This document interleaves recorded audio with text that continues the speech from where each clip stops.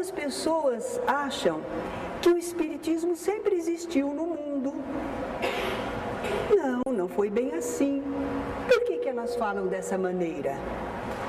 Porque a história comprova com seus registros que os espíritos, sim, sempre se manifestaram em todos os povos e lugares do mundo. Então, essas pessoas confundem fenômeno espírita, manifestação de espíritos, com a doutrina dos espíritos. Não, essas manifestações de espíritos não possuíam nenhum estudo sobre a origem, natureza e destinação dos espíritos, a situação deles no mundo espiritual, a relação deles com o mundo corpóreo. Ninguém sabia nada especificamente a respeito. Só sabiam que os espíritos se comunicavam, não é?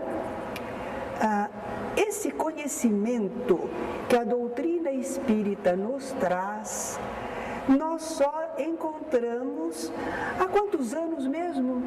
Há quantos anos existe o espiritismo no mundo? 150 anos. Foi quando Kardec lançou em Paris, a 18 de abril de 1857, o Livro dos Espíritos, que contém essa doutrina revelada pelos Espíritos e codificada por Allan Kardec. A partir daí, sim, a doutrina espírita, o espiritismo, existe no mundo. Os fenômenos sempre existiram. É interessante notar que o intercâmbio mediúnico que sempre existiu, na antiguidade, costumava estar ligado ao serviço religioso, às religiões. Mas é natural, porque no campo da religião é que as pessoas procuram elevar o pensamento, formam um ambiente de devoção, meditam, fazem preces, e isso favorece o fenômeno da manifestação dos espíritos, atrai espíritos e enseja que eles se manifestem. A princípio, esse intercâmbio com os espíritos só era realizado por aqueles que se chamavam iniciados. Eram homens, mulheres, que recebiam um treinamento especial, com conhecimentos, técnicas, exercícios, para fazerem um intercâmbio acertadamente. Às vezes, eles levavam nessa preparação dezenas de anos. E eles também recebiam, conforme o povo, conforme a época, conforme a nação, eles recebiam nomes diferentes. Pitons, pitonisas na Grécia, né? Arúspices, nós temos isso entre os italianos, naquela época romanos. E também nós poderíamos dizer que os oráculos na Grécia, adivinhos, profetas, sibilas, quantos nomes, não é?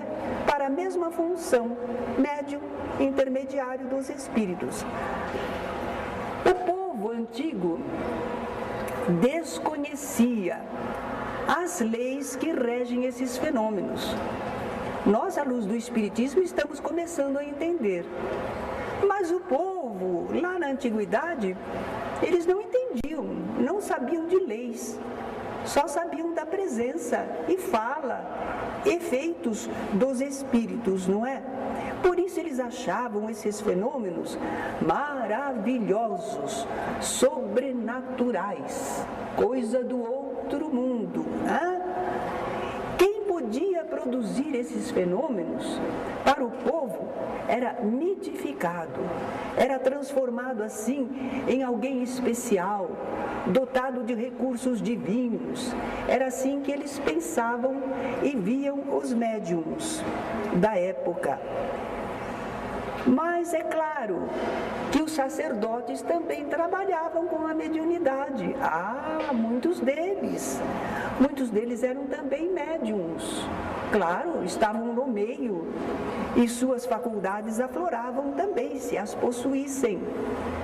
Mas acontece que os sacerdotes Eles queriam influir sobre o povo, comandar. Sabe como é? A mediunidade dá assim uma qualidade para a pessoa investida de poderes divinos.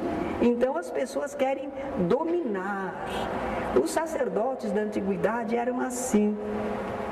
Mas se o povo era fácil de governar, os dirigentes, reis, imperadores não eram muito não.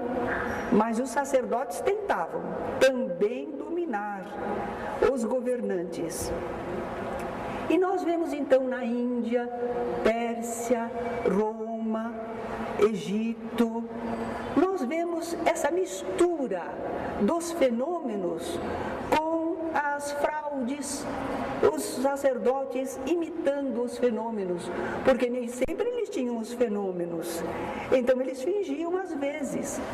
Usavam práticas mágicas, prestidigitação, como essas pessoas que aí na televisão, nos palcos, não é? Nos iludem, ilusões de ótica, rapidez dos dedos para trabalhar. Assim eles faziam. Por exemplo, eles queriam que o Deus desse uma ordem para o povo. Se eles falassem, eu estou dando uma ordem para vocês, o povo podia cumprir, podia não cumprir. Mas se dissesse que Deus mandou, aí tinha poder. Então houve sacerdotes que fizeram assim, a imagem, o ídolo representando o Deus, e uma ligação canalizada lá para o fundo. E lá no fundo o sacerdote falava, mas aparecia o som pela boca do ídolo.